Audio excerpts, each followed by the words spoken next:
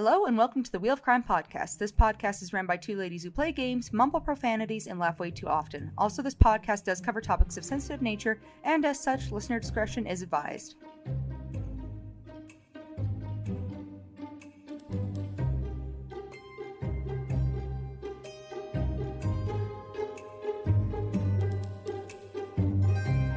Hello and welcome back to another episode of the Wheel of Crime podcast.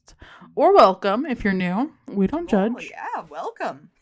My name is Jenn. And my name is Emily, and yes, hello and welcome if you're new. It's I kind of forget about that sometimes, how people just kind of start podcasts. Pop in. Randomly. Yeah. I do that, and then suddenly we get on and start recording, and I'm like, weird. That's a weird thing that people do. It's not that weird. I know.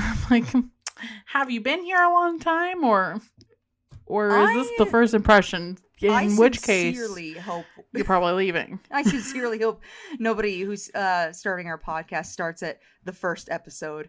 I hope it's like maybe 10 or like 15, maybe 20. Actually, I feel like episode 20 is when things start getting a little better. Skip the whole first season.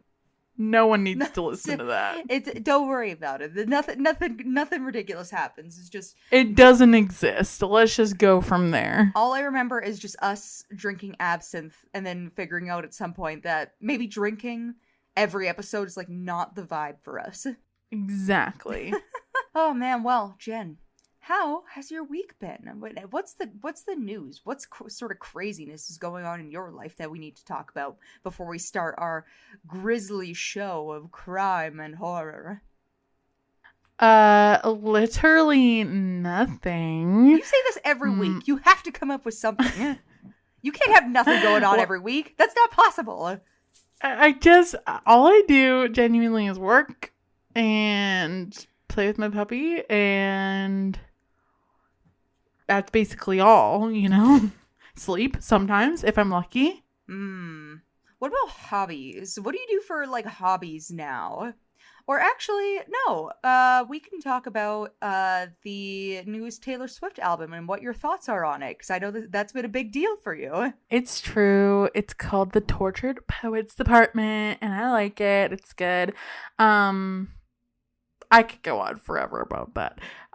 But I guess I can say my dog almost got dog napped. That just reminded me, Emily and I were talking about that before the podcast. So I guess that's something new and crazy. Yeah, apparently, I'm just going to tell your story for you.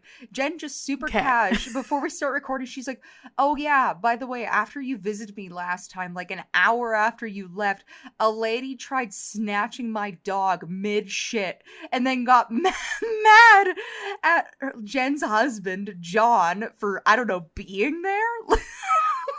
Yeah, because he was standing behind a vehicle, like, in the parking lot, and there was nothing in front of our dog, so I think she just thought he was, like, there alone, and she, came up, tried to grab him while he's doing his business, and he was like, hello, and then obviously he started barking at her because she just is a random person who tried to pick him up while he's doing his business, and he barks at everyone, truthfully.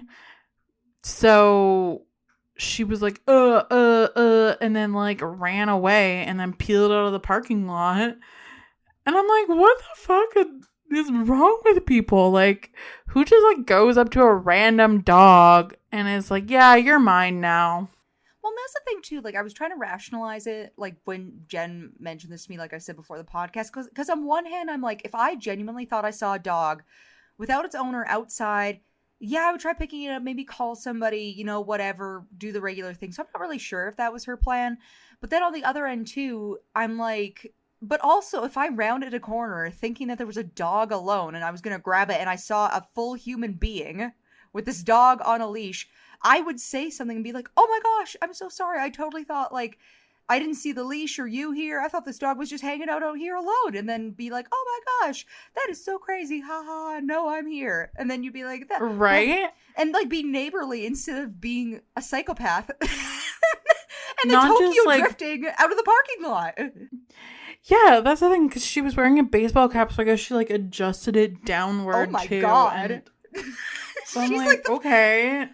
She's just She's like a just criminal. like, She's like, nobody must know my dog napping ways. I need to hide my eyes so they don't recognize me in the lineup. it's true. I don't know. I know in our hometown, it was a pretty big issue a few years ago, where people were kidnapping dogs out of people's backyards or other places and putting them in like a dog fighting ring. Yeah, that was a thing. And then there was another thing too where somebody who I guess is like they mentioned in the news that she was some kind of kleptomaniac of some kind, but her thing was collecting animals. So she thought that if she saw an animal and thought she could take it, she did. And then they ended up busting her and she had something like 30, 40 animals of many different species in like her backyard and basement and stuff. That's crazy. And the thing is, you like having animals. Great. I love having animals. But when you have like 30 or 40, unless you're like running a farm or a shelter, my guess is my guess is none of them have that great of a life. No, here's my thing. I literally remember when I was researching like getting a pet and like the types of pets that would make sense for my husband and I's lifestyle and everything. The general rule of consensus is that if it's a medium, so they categorize it as a medium-sized animal. So like a small animal would be something like not like a small dog, but like a gerbil. A bird. Yeah, a bird. Whereas like a medium is like a cat or a dog or whatever, and then a large animal is like a horse or a cow. So like the deal they were like is for small animals you could probably safely have up to probably 10 because that's how many fingers you have. Medium animals, you have 2 hands, so you could at the most manage maybe 2, like with a healthy life included, 2 medium-sized pets, and then for large animals 1. Because you're 1 person. Yeah, and that makes sense to me. Like, I have a bird, which is a small animal, and a small dog, medium animal, and I'm like, that's a lot. Like, they're both a lot. I know, and then it's like you said, like, I totally feel for people who have many, many animals, because I think it takes a lot of, like, patience and fortitude and many other skills to even manage a life when you're taking care of that many animals, not including kids or anything else that people do. But, like, Jesus. Yeah, to have, like, 40, but that's the thing about this lady who's a kleptomaniac. I genuinely don't think she was doing it because it was like out of love or care, but out of like the weird collector mindset that people who need to take things have. I don't understand how kleptomaniacs think because I'm not one. I'm like pretty sure don't take things often, so I must not be. But like I just don't understand the whole, I don't know. It's not my thing. Not my thing either, but yeah, that's what it reminded me of. Anyways, what's new with you this week? Well, this week, I try to keep myself busy doing lots of things, but I also am weak to, to just the monotony of stuff where I'm like, I wake up, I go through work, but I have been working. Well, you had to have done something, Emily. I'm always doing something. That's the point I'm trying to make. And that is... Okay, well, lately, when I have not been busy doing my normal thing, which is playing video games and reading and watching television, I've been packing and getting prepared for Mexico, because I'm going to Mexico for the first time in a few days when this episode comes out. Amazing. Yeah. Well, I am really excited for you. I feel like you're going to have so much fun and get some much needed R&R on the beach. I hope so too, because I'm somebody who like just is mentally busy with work a lot, like mentally busy on the job, but then also off the job because I work, I have a very like, I'm pretty You don't have a lot of work-life balance. No, being married to somebody who you work with but also owns the business that you work for doesn't really help. And then the other half of that is I'm just, because there's some things that I only know how to do, I'm just not kind of on call all the time. So if somebody needs something that's like 11 p.m., I'm the one to do it, So it'll be nice to literally be out of the country where, I could probably still help with some things, but at least it won't be the people will be more separated from it, where they're like, oh, she's busy, I should probably ask somebody else. And that's the part I'm looking forward to. Yeah, or, oh, I guess this can wait another couple of days. Exactly. So there's that, which is the boring part of going on vacation. But the exciting part of going on vacation is, like I said, I'll be going to Mexico for the first time. So I'm excited to see like a beach, like a beach, because I've been to obviously a Canadian beach, which a Canadian beach is very different than a Mexico beach. For one, it's cold and rocky. And that's pretty much it. Not a lot of sunshine. So that'll be neat. And yeah, so I'm excited. I think it'll be good. But I will say I'm a little stressed about swimsuits because it's been a while since I've had to wear or regularly wear a swimsuit. So I'm like going through my collection and I'm like, do I need 50 more swimsuits? I think you'll be okay. You're only gone for what? Like literally 10 1 days? week. Well, it's like 8 days, I think. Like not like a little longer than a week, but not like a full week. You'll be fine. I'm sure you have enough swimsuits. I'm pretty sure I do. I literally have like a bin in my closet, and I was talking to my husband about it, and I was like, I'm just worried I'm like missing something that I'm gonna need. And he's like, I promise you probably have everything you need and more already. You know what? I am compelled to agree with him. You guys do know me very well, so that's fair to say. And yeah, that's about it. Until I go on this vacation, I'm just kind of keeping things low key. Let's get into our wheel of questions. Yes. My cats are also losing their mind, but they're fighting.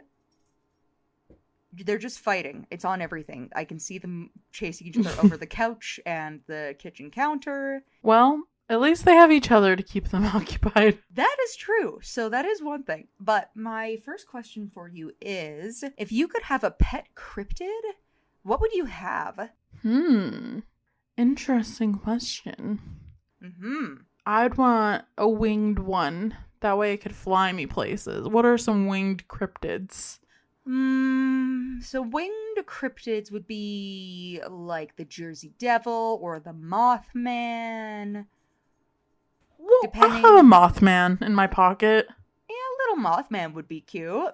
I don't know about his weirdly buff human legs and arms, but everything else does seem really cute.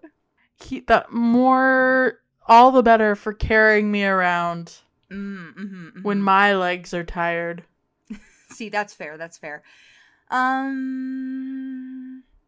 See, I would want a swimming cryptid, like one that I could keep in a little fish tank or a big fish tank. Such as?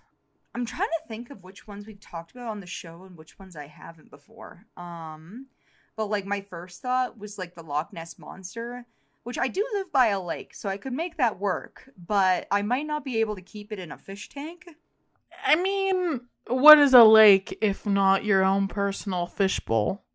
This is true. There are many fishes in there. Are there? Let's see. I just Googled aquatic cryptids. Let's see. Apparently, there's a lot. I'll have to look into this at some point. I'm gonna go with not quite the Loch Ness Monster, but I'll go with the Canadian version, the Ogopogo, because we've talked about him before on the podcast. Aw, how cute. Yeah, just a and little nostalgic. Canadian classic Ogopogo. Yeah. Just a little one to keep in my lake. Oh, perfect. I love that for you. So cute. All right, let's spin for our next question. What would you do if you were in another country and you kept hearing rumors about a vampire in the area? My first question would be, does he have long fingernails? And does he hang out near windows? Very important. If the answer to this question is yes, I'm flying straight out of the country.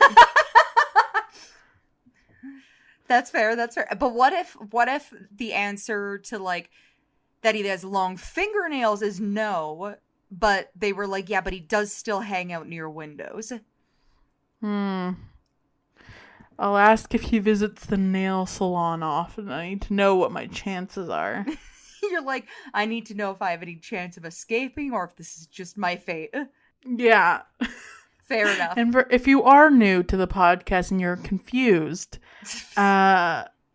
Emily, do you want to explain this joke that I feel like we reference every week?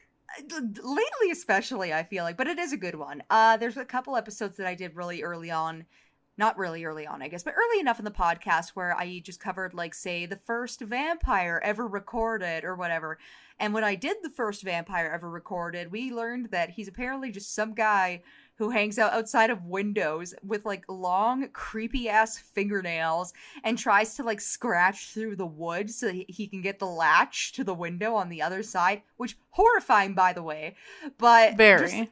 But, like, when you take that image and you compare it to, like, today's vampires, which I guess it's like 10 years old now, but basically Twilight, where you're like, no, they sparkle and bite you in a really sexy way. It's like, but the first one, he fully was coming in here with his long ass fingernails trying to get the ladies. So I'm trying to eat your ass. pretty much. And that's where that joke comes from, because we're like, oh, a vampire? You want somebody with their creepy long ass fingernails coming in here?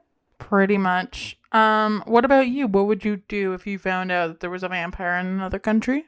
See, my thing is, I feel like there's so many different stories that, especially I know, I guess, from just covering them in the podcast and everything, where I'd be suspicious at first. I'd be like, okay, but is this a vampire that we're talking about, or is this, like, something else? You know? Like, I'm a little bit more skeptical, I think, if, like, I just, like, touch down in another country and they're like, there's vampires here. I'm like, or... Is it weird teens? Yeah, or is it teenagers? Or, like, animals? What if there's just, I don't know, something with disease around here, and you keep looking at it and being like, vampire! And they're like, ah! So many possibilities. I'm a little skeptical, but I think that if it was in the situation that you just mentioned, where it's like I touch down in another country and they're like, yeah, there's a vampire with creepy fingernails hanging around, I think the fingernail part would be the part that put me off. I'd be like, you know what? I might need a vacation somewhere else. You know what? It's time to go. Yeah, I'm like, vampire? Else. Sure. Fingernails? Absolutely not. Get me out of here. Release me. Get me out of this country immediately. Bye. Oh, man. All right, let's spin for our next question.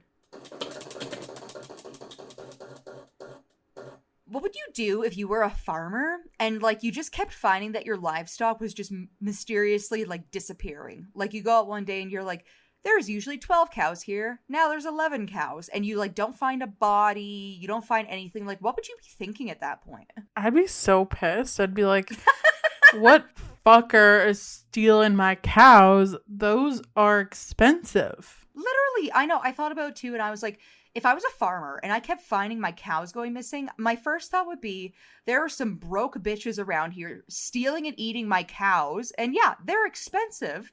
And number two, I'd be like, how are they getting away with it? I would think that stealing livestock, especially something that's like cow-sized, would be like a hard thing to do. Like, I don't think that's just like a quick mission of grab the cow and go. You know what I mean? No. And so I might be a little impressed, but I would also be mad. You're like, I'm furious, but also impressed, but still furious. Exactly. Yeah, I'd fully think that somebody was just, like, trying to steal my cows, or, you know, livestock, I guess, also means sheep and, like, other things. But, like, I would be like, you know, you're probably stealing them to eat them. And first of all, how dare you? Not my cows. Get your own cows. Those are my friends. They're not Go for to the butcher food. shop like everybody else, or the grocery store. Exactly. Get your shitty hands away. Get your long fingernails away from my cows. Get your long fingernails away from my cows. Pretty much. All right. Should I spin for our last question? Spin away. I need to fix the wheel. But our last question is, do you think vampires could be real? Hypothetically speaking? No. Just no. hypothetically. Hypothetically. No. Do you think Absolutely vampires not. could be real? Hypothetically. I am more of a firm believer in edgy teenagers and cults. And that's it. Yeah. That's all. Fair enough. See, for me, do I think vampires the way that we think about them, as in long, creepy fingernails trying to break into your house, or sparkly and want to hunt yet also fuck girls with long brown hair in high school? No, I don't think there is that kind. But, like, when you think about other species, they do have, like, predatory animals that do kind of act like vampires in a way. So I guess you could say they're real in a way. I just don't think there would be, like, there's, like, a humanoid species out here flying around being like, I want to suck your blood. I don't think that's a thing. Yeah, I can't personally say I believe in, like, a version of vampires where it's, like, a Dracula-esque motherfucker who can turn into a bat. Looking for thick necks. Yeah. I'm gonna go with an absolutely not for me. He's just cruising the club. Oh man, you look a little pale. Yes, I'm just here looking for a snack. Oh my god, me too. You see any babes around here? Yeah. Oh my god. I want to go with no. Oh, that's fair. I think that's a good, fair assessment. Oh man, well, I mean, with these very mysterious questions that I've asked you today, could you take a guess as to what my story for you is? I feel like it takes place in a foreign country where vampires are stealing livestock. I mean, that's a part of it. I'll give you 50%. Okay. Well, what's your story today, Em? So my description for you is the Chupacabra, literally goat sucker from Spanish, which chupa means sucks and cabras is goats, is a legendary creature or cryptid in the folklore of parts of the Americas. The name comes from the animal's reported vampirism. The Chupacabra is said to attack and drink the blood of livestock, which does also include goats, which makes it the goat sucker. The goat sucker. What an icon. Very iconic. I figured since I was going to Mexico, I would keep it, like, on brand. So the Chupacabra is kind of from that part of the world. And I was like, let's get festive with this. Celebrate the occasion. Amazing. Well, tell me all about the Chupacabra. The Chupacabra, I already told you what he is. So, initial sightings and accompanying descriptions first occurred in Puerto Rico in 1995. The creature has since been reported as far north as Maine and as far south as Chile, even outside the Americas in countries like Russia and the Philippines. All of the reports are anecdotal and have been disregarded as uncorroborated or lacking evidence for the most part. However, sightings in northern Mexico and in the southern United States have been verified, for the most part, as canids affected by mange. So basically, this started in 1995, kind of became a phenomenon where, it just goes crazy. Basically, it first came up in 1995. People were going, like, a little bit crazy. They were like, oh my god, chupacabras! And for the most part, anything that was, like, mentioned to be a chupacabra, they never found, like, evidence of it actually being anything, with the exception of what they found in northern Mexico and the southern United States, like I mentioned, which were basically coyotes or, like, other... I can't remember. I'm pretty sure it was coyotes. I don't think it was wolves or anything, but they were affected with mange, which was giving them kind of a hairless appearance, which was a little freaky to a lot of people, and they figured that it was chupacabras. So, chupacabras can be literally translated, as I said, as goat sucker, and it is known as both the chupacabras and the chupacabra throughout the Americas, with the former being the original name, and then later it was a regularization. The name is attributed to Puerto Rican comedian Silvero Perez, who coined the label in 1995 while commenting on the attacks as a San Juan radio DJ.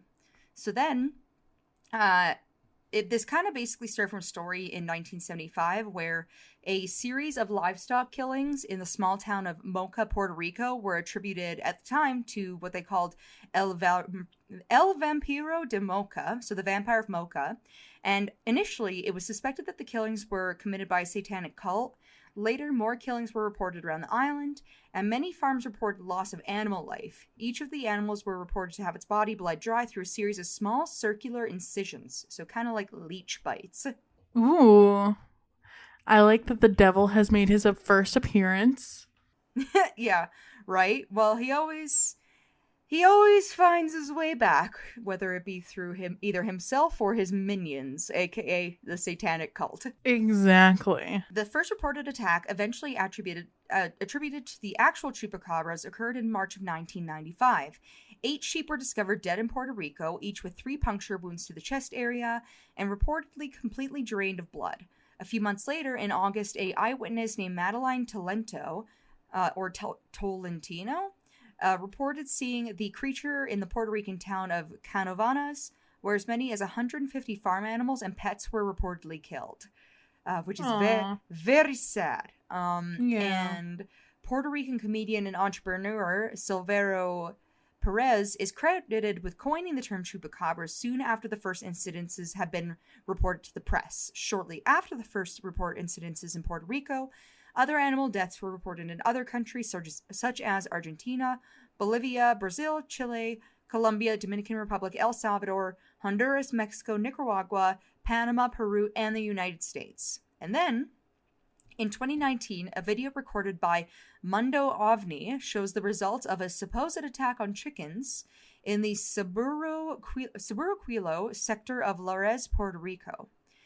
So then, the 5-year investigation by Benjamin Radford, documented in his 2011 book Tracking the Chupacabra, concluded that the description given by the original eyewitness in Puerto Rico, Madeline Tolentino, was based on the creature Syl in the 1995 science fiction horror film Species, and the alien creature Syl is nearly identical to Tolento's Chupacabra eyewitness account, and she said she'd seen the movie before her report. So the first report they substantiated was based off of a movie monster, which she says seems legit. Yeah, right. Which says in a quote that it was a creature that looked like the chupacabra with spines all on its back and all. The resemblance to the chupacabra was really impressive. So she basically she's like, this was a great movie. Yeah, but she says this about the chupacabra after seeing the movie. So she went and saw the movie, saw the chupacabra somewhere, and then when talking about it, she's like, yeah, it's crazy. This chupacabra looked identical to what it looked like in the movie, which is kind of a weird thing to say. Definitely. It doesn't really help corroborate her story very well. Not even a little bit. So this is kind of just part of the investigation to find claims to back up, who's actually seen chupacabras. So that was kind of like a bust. And then Radford also revealed that Tolentino believed that the creatures and the events she saw in Species were actually a reality in Puerto Rico at the time. So basically, she'd seen the movie, not realizing it was a fictitious movie, thought that it was based in real life for what was happening in Puerto Rico, and that's why she was like, yeah, I seen one of those roaming around here, because she was thinking that she was seeing something similar to a news report when she saw that movie, or a documentary of some kind. Yeah. So like I said, that was a bit of a bust. And then the author of this book about his investigation into these different claims concludes that with her, that this, which is considered the most important chupacabra description, cannot be trusted. So when people initially heard her stories of the chupacabra, they didn't realize that she was describing this creature from the horror movie, because she was thinking that was real life. They figured that she'd actually seen a chupacabra and she was describing something else entirely, which ended up not being true. Yeah, they probably, I don't know. I feel like if I found out that someone was telling you oh, this new creature, and then they had just seen a movie about it, and Well, and the weirder part too is the author of this book that came out in 2011, basically when he was doing his investigations, he talked to her, and then he was it's interesting that she says that this creature in the movie she saw afterwards, and how it's crazy how identical it looked to the movie and everything, when it's it's just a context thing, something's not adding up. A lot of suspicious things within this story so far. Yes. So Radford believes, because of that specifically, that it seriously undermines the credibility that the chupacabra at all should be considered a real animal. Fair. Yeah, right? So then the reports of blood sucking by the chupacabra were also never confirmed by a necropsy. And the only way to conclude that the animal was drained of blood, Dr. David Morales, a Puerto Rican veterinarian in the Department of Agriculture, analyzed 300 reported victims of the chupacabra and found that none of them had been even bled dry. So news reports were like being like, all these dead animals are bled dry, and then literally the veterinarian who's working on these animals is like, not a single one of them is bled dry. They are dead, but they are not bled dry. Yeah, it's a very different story in that case. Exactly. So then Radford then divided the chupacabra reports into two categories. The reports from Puerto Rico and Latin America, where animals were being reported as being attacked, and is supposing that their blood is extracted, and then the reports in the United States of mammals, mostly dogs and coyotes with mange, that people were calling a chupacabra due to their unusual appearance. So on one end, he's like, you've got the manifestation of the story where a lady was confused between fact and fiction. And then on the other side, you have literal living animals that are suffering from diseases. So it's not looking super good so far. No, definitely not. So then in 2010, the University of Michigan biologist Barry O'Connor concluded that all of the chupacabra reports in the United States were simply coyotes infected with the parasite Sarcoptes scabiei. I think that's how you say that. It's Latin. I don't speak Latin. Whose symptoms sounds like a complicated disease. It's something. And these symptoms would explain most of the features of the chupacabra, which is that they would be left with very little fur, thickened skin, and a rank odor. So O'Connor, nice. Yeah, it doesn't sound good. So O'Connor theorized the attacks on goats occurred because these animals were greatly weakened, so they're going to have a hard time hunting. They may be forced into attacking livestock because it's easier than running down either a rabbit or a deer. Both dogs and coyotes can kill and not consume the prey either because they are inexperienced or due to injury or difficult in killing the prey. The prey can survive the attack and afterwards from internal bleeding or circulatory shock then die. And the presence of 2 holes in the neck, which correspond with canine teeth, are to be expected since this is the only way that most land carnivores have to catch their prey, and there are reports of stray Mexican hairless dogs also being mistaken as chupacabras. So that's kind of more of the sciencey bits behind it, where it's like, okay, so this is what the disease does. This is how it affects, dogs and coyotes. There are already dogs, especially, that kind of look like this, the Mexican hairless dogs. And then on top of that, it's very likely that they were, like he said, hunting things that were easy or easily trusting because it's in human settlements, and then they weren't actually able to hunt them properly because they're suffering from a disease. So the chupacabra is not real. It's just dogs. Well, we don't know that yet. We don't know that yet. Oh, okay. Well, that's the direction I'm leaning so far. Yeah. So the most common description of the chupacabra is that actually of a reptile-like creature, said to have leathery or scaly greenish-gray skin and sharp spines or quills running down its back. It is said to be approximately 3 to 4 feet high, or 0.9 to 1.2 meters high, which that means nothing to me, but either way, it matters. Me either, but okay. Yeah. And it stands and hops in a fashion similar to that of a kangaroo. This description was the chief one given to the few Puerto Rican reports in 1995 that claimed to have sighted the creature, with similar reports in parts of Chile and Argentina following. Another common description of the chupacabra is of a strange breed of wild dog. This form is mostly hairless and has a pronounced spinal ridge, usually pronounced or unusually pronounced eye sockets, fangs, and claws as well. And this description started to appear in the early 2000s from reports trailing north from the Yucatan Peninsula, northern Mexico, and then into the United States, becoming the predominant description since then. Unlike conventional predators, the chupacabra is said to drain all of the animal's blood and sometimes organs through 3 holes in the shape of a downwards pointing triangle, but sometimes through only 1 or 2 holes. So that's like, how many teeth it uses to drain its victims wildly varies. But then on the other end too, I guess, like this report says, they did find that around the early 2000s that there was a breed of wild dog going around that did kind of, in the dark, if you squinted your eyes a little bit, kind of looked like a chupacabra. So I was right. It is just dogs. We don't know that yet. We don't know that Well, yet. okay, I'll stop getting ahead of the story. Yeah, we don't know anything yet. This is all part of the adventure, okay? Oh, okay. So then, the Chupacabra panic, which I kind of referenced in the beginning, did start in late of 1995. So in Puerto Rico, farmers were mass reporting the mysterious killings of various livestock. In these reports, the farmers were called to puncture wounds on the animal carcasses, and Chupacabra killings were soon associated with a seemingly untouched animal carcass other than puncture wounds, which were said to be used to suck the blood out of the victim. Reports of such killings began to spread through and eventually out of the country, which again I mentioned earlier, which reached areas such as Mexico, Brazil, Chile, and the southern area of the United States. Most notably, though, these areas experienced frequent and extreme dry seasons.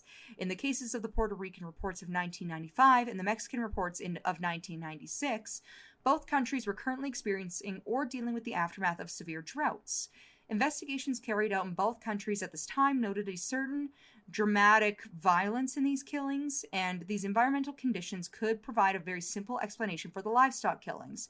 Wild predators losing their usual prey to the drought, being therefore forced to hunt the livestock of farmers for subsistence, for example. Thus, the same theory can be applied to many other Chupacabra attacks, that the dry weather has created a more competitive environment for native predators, leading them to prey on livestock to survive. Such an idea that can also explain the increased violence in the killings. Hungry and desperate predators are driven to hunt livestock to avoid starvation, causing an increase in both the number of livestock killings and the viciousness of each one. So basically, people went bananagrams after reports of these chupacabras started circling around in, like I said, 1995. Mostly. And coincidentally, at the same time, there was a very huge drought in the areas where most of these killings were reported.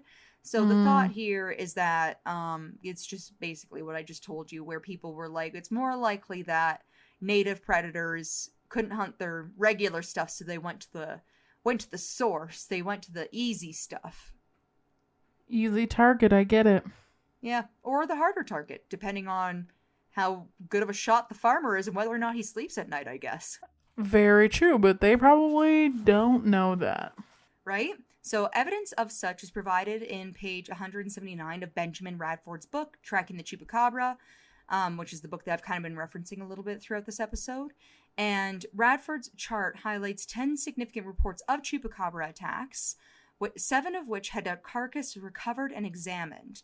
These autopsies concluded the causes of death as various animal attacks, as displayed through the animal DNA found on the carcasses.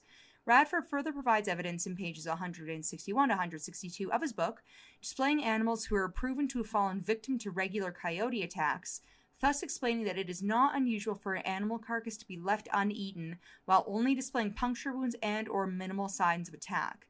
The plausibility of the Chupacabra's existence is also discredited by the varying descriptions of the creature.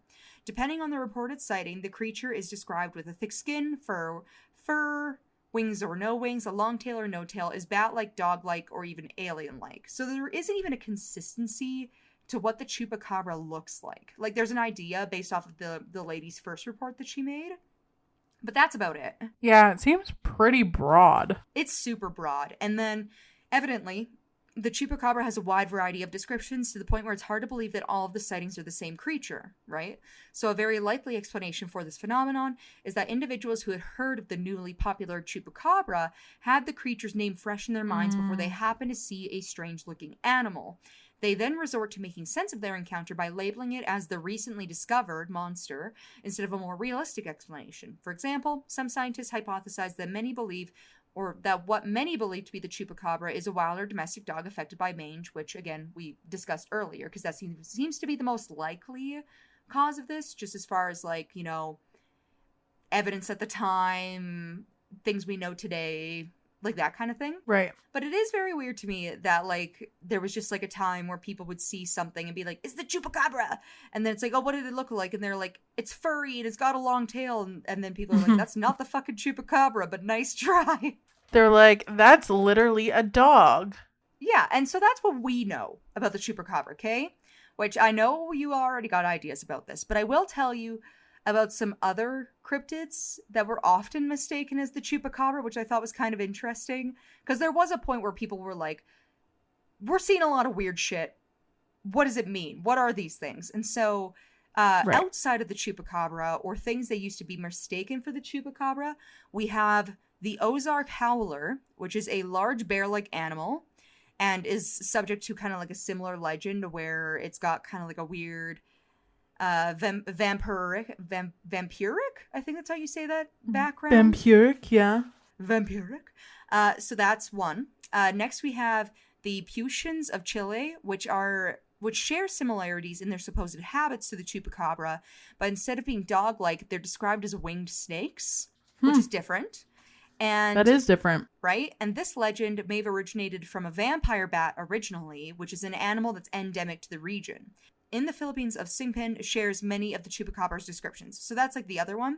And then lastly, for like the third cryptid that usually gets mistaken for the Chupacabra, is something called the Grunches. And it is a legend in New Orleans that gets its name from a lover's lane called Grunch Road, which I don't know what it is about the name Grunch.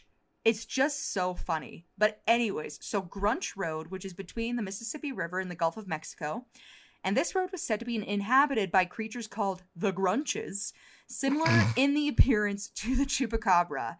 So I love that name, by the way. It's iconic. The Grunches? I know. It's like this close for our people who can't see because they're not Jenny when they listen to this episode. Grunch. I've got my fingers like pinched together. It's like this close to being like the Grudge. Or the Grinch. Or the Grinch. Yeah, it's close. But Grunch, love it. So then, as far as like reports go that they thought were kind of similar, in 2018, there were reports of suspected chupacabras in Manipur, India. Many domestic animals in Portugal were killed in a manner very similarly to other chupacabra attacks, and several people also reported that they'd seen the creatures, but forensic experts' opinions were that street dogs were responsible for mass killings of domestic animals and poultry after they'd studied the remnants of corpses after this attack in India. Which everything seems to circle back to dogs as far as these reports That's the go. common thread for sure. So, what are you thinking of? Are you convinced the Chupacabra is real? Not real? Vampire? Not vampire? Cryptid? Not cryptid? What are we feeling? I'm going with it's dogs. Yeah. See, when I and made poor my notes- eyesight, maybe. Yeah, pretty much. When I did my notes, I do my best to try and do a balance usually of like science behind how stuff comes up versus like the actual stories. But this one was really hard because it's like I said, when it is like kind of first being brought up, it comes from a woman who's like, yeah, that movie I saw, except for she figured it was a documentary or something about these creatures. It's so weird how on point it was for this monster I just saw.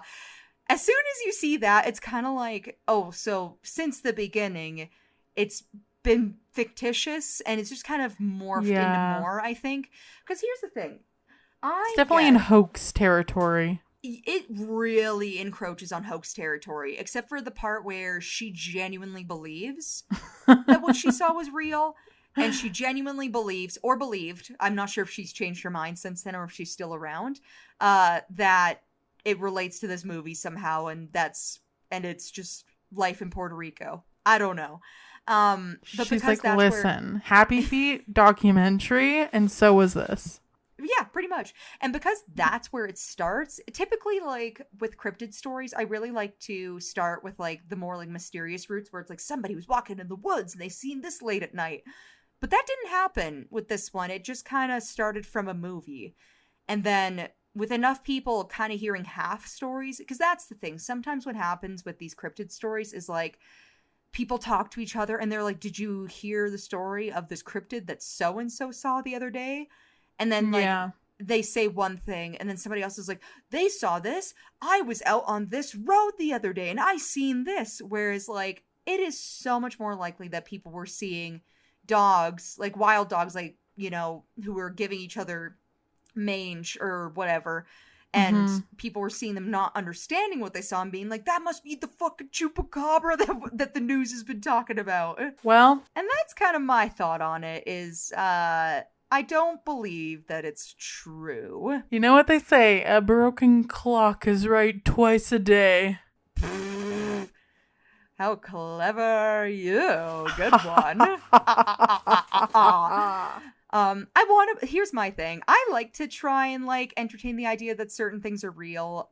I just can't do it with this one. So like my thing now is like if anybody's like, oh my gosh, like there's something sucking the bloods out of cows, I'm gonna be like, okay, but like, is the blood actually gone? Did you check?